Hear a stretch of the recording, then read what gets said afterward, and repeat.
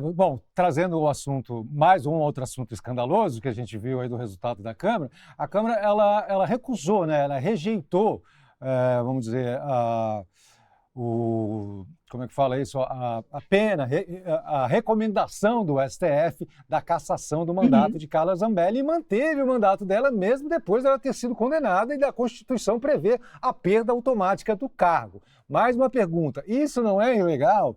E outra pergunta, que precedente isso abre para os futuros casos de parlamentares, como o próprio Ramagem que você falou? Então, o precedente do Ramagem é o mais direto, né? Porque ele também, como a Carla Zambelli, foi condenado a perder o mandato pelo STF e, segundo a interpretação do ministro Alexandre de Moraes, perder de pronto. Então, o papel da Câmara, nesse caso, seria assinar um procedimento regimental, já que ele está foragido nos Estados Unidos, e um deputado, né, segundo a norma constitucional, que falte a um determinado número de sessões, tem o seu cargo automaticamente limado.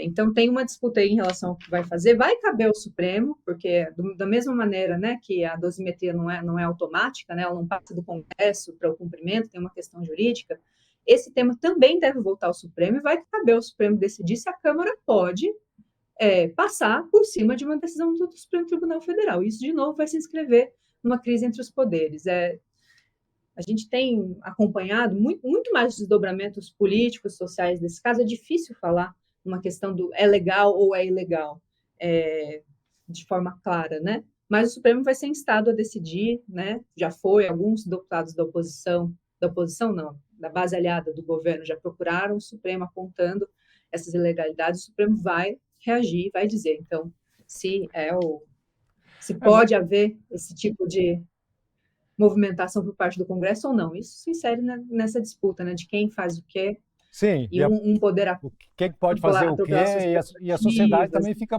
boquiaberta diante disso, né? Porque de um lado você tem a Carla Zambelli lá, ela foi investigada, foi julgada, foi condenada, né? Ela invadiu, ela na verdade pagou para um hacker invadir a CCJ para implantar lá como é que era? Um mandato de prisão do Alexandre de Moraes, quer dizer, uma loucura isso. Depois perseguiu uma pessoa armada nas ruas de São Paulo, quer dizer, um opositor dela, enfim, quer dizer, uma coisa completamente absurda. Ela é condenada, está presa na Itália e eles aqui se negam a cassar o mandato. Por outro lado, o rapaz lá, o Glauber Braga, que perseguiu um cara, deu um chute nele, tudo mais, saiu na confusão.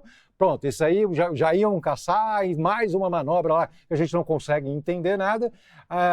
Eles acabaram suspendendo o Glauber Braga. Agora, um dos alertas desse acontecimento foi justamente a posição de Hugo Motta com relação à imprensa, né? Porque a imprensa foi impedida de cobrir o que estava acontecendo ali dentro da Câmara e foi, inclusive, agredida pela Polícia Legislativa. Como é que você vê essa reação e esse recrudescimento do Hugo Motta com o trabalho da imprensa dentro da Câmara?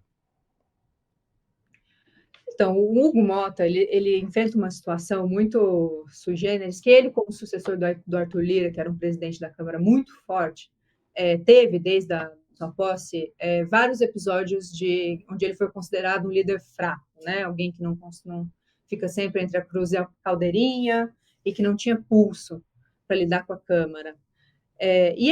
Os eventos de ontem mostram, mais uma vez, derrotas ao próprio Hugo Motta, né? Tanto a manutenção do mandato do Glauber Braga, porque é importante a gente lembrar aqui que a cassação do Glauber Braga não tem a ver só com esses episódios que ele protagonizou no plenário da Câmara, nem o de ontem, nem aquele episódio envolvendo, se eu não me engano, um militante do MBL, mas tem a ver com o fato de ter sido ele quem provocou o ministro Flávio Dino do STF a julgar a legalidade e os mecanismos de transparência envolvendo as emendas parlamentares, que é tema de primeira ordem, de prioridade máxima para o Congresso Nacional. E a manutenção do próprio mandato também da Carla Zambelli. E é muito engraçado e lamentável, né? As cenas que a gente viu com a Polícia Legislativa, em cima dos jornalistas, pessoas que estão há anos cobrindo a Câmara dos Deputados, fazendo um trabalho sério, diligente, são lamentáveis.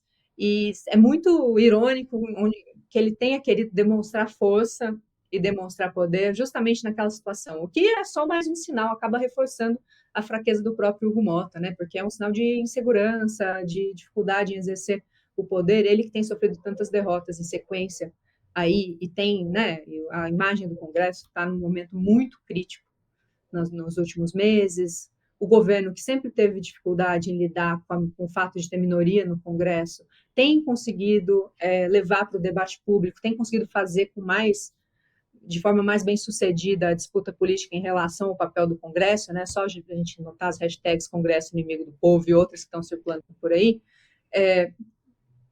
degrada não só a relação entre os poderes, né, que já não vinha bem, mas a pior notícia, como dizem, parece sempre a pior, mas a própria imagem do Congresso e coloca em xeque o poder do Hugo Mota frente à Câmara, né? Então ele é visto ainda como um preposto do Arthur Lira, um rapaz não tão preparado para ocupar o cargo que ele ocupa agora, e demonstrações lamentáveis como essa só colocam ainda mais em xeque a autoridade dele.